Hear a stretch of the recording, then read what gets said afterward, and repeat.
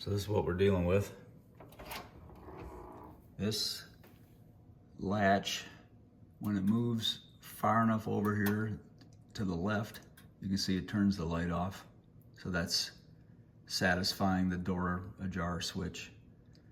And this latch surface here,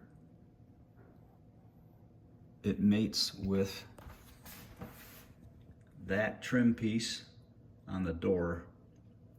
And you can see there on the left where the screw is out, right next to it, it's worn a groove in that rectangular opening. And it's worn it so far now that when the door is closed, it doesn't move this latch over. So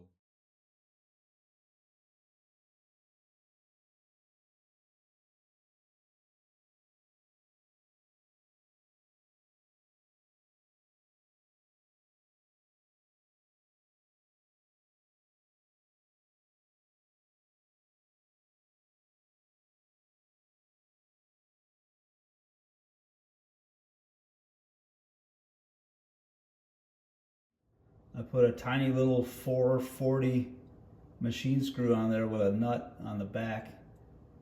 I had to gouge out that worn area a little bit with the Dremel to enlarge it a bit to push the screw, back further toward this area, this direction, to kind of get that surface of the nut, roughly close to where the original edge of the rectangular opening was. And that's in there reasonably secure. I got a lock washer on there in the nut, and I got a reasonable amount of torque. So I just tried it out, and seems to work. So I think for now I'm going to hold off on anything more extravagant